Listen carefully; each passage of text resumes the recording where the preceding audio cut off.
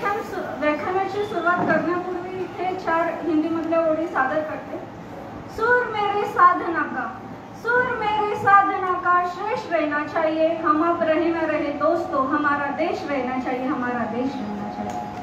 आणि हा देश राहण्यासाठी, विकसित होण्यासाठी, राहण्यासाठी जर का कोणी प्रयत्नाची पराकाष्ठा केली असेल तर ती पराकाष्ठा केलेली सावित्रीबाई फुले आणि महात्मा ज्योतिबा फुले यांनी इथे क्रांती घडवली। फक्त शिक्षणाचीच क्रांती नव्हे तर महत्त्वाच्या ज्या काही प्रथा होत्या, ज्या प्रथाने स्त्रियांना जखडलेले होते, त्या सर्व प्रथांवरती आघात करण्याचं काम जर का कोणी केलं असेल तर ते सावित्रीबाई फुले आणि महात्मा ज्योतिबा फुले यांनी।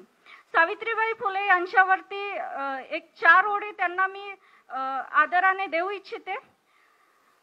सावित्री, सावित्री तू फक्त सावित्री नव्हती, सावित्री तू फक्त सावित्री नव्हती, तू क्रांतीची मशाल होती, तू क्रांतीची मशाल होती, इथल्या समाजातील विकृतींना पेटवण्याची, इथल्या समाजातील विकृतींना पेटवण्याची, अंधकारातून प्रकाशाची वाट काढणारी।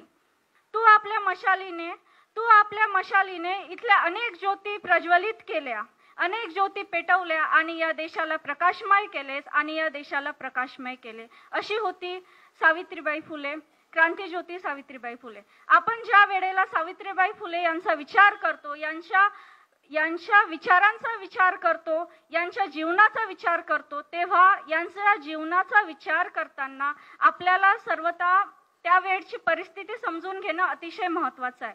जोपर्यंत आपण त्यावेळची परिस्थिती, त्यावेळचा समाज समजून घेणार नाही तोपर्यंत आपल्याला सावित्रीबाई समजणार नाही, त्यांचे कार्य समजणार नाही। आपण जर त्यावेळच्या समाजाचा विचार केला तर आपल्याला असं दिसून येतं की त्यावेळेला स्वातंत्र्य लढ्याची चळवळ चालू होती, ब्रिटिशांचं राज्य होतं आणि मोठ्या प्रमाणात चळवळी चालू होत्या।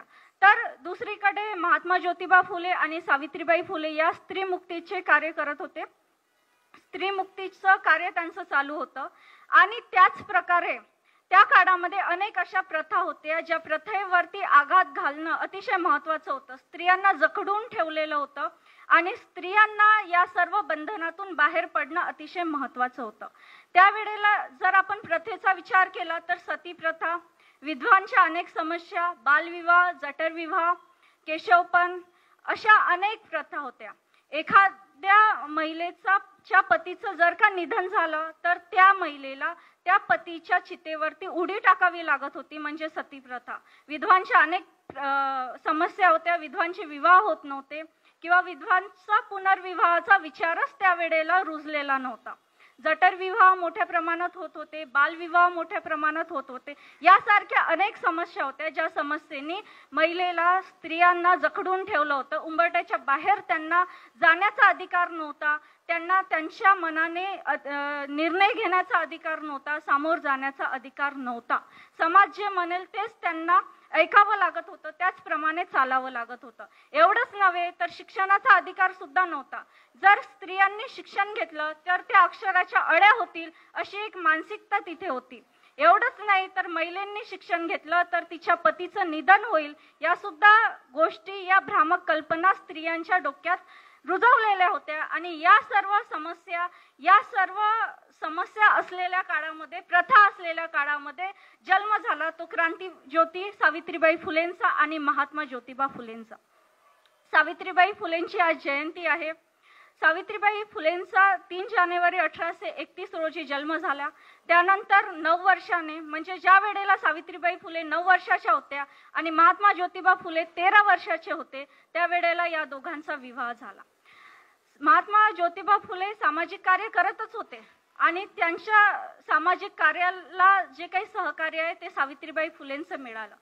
महात्मा ज्योतिबा फुलेंनी बघितलं की सावित्रीबाईंना सुद्धा शिक्षणाची आवड आहे आणि आपल्याला जर का या देशामध्ये, या समाजांमध्ये मुलींना सुशिक्षित करायचं असेल तर अगोदर आपल्या घरापासून सुरुवात करणे हे अतिशय महत्त्वाचं होतं। म्हणून महात्मा ज्योतिबा फुलेंनी आधी सावित्रीबाई फुलेंना शिक्षण दिलं। सावित्रीबाई फुलेंना महात्मा ज्योतिबा फुलेंनी प्राथमिक शिक्षण हे घरीच दिलं आणि प्राथमिक शिक्षण झाल्यानंतर त्यांनी अहमदनगरला मिशनरी शाळा होत्या. ब्रिटिशांचं राज्य आपल्या देशात होतं, त्यामुळे इथे मिशनरी शाळा चालत होत्या, ज्या शाळेमध्ये मुली शिकत होत्या.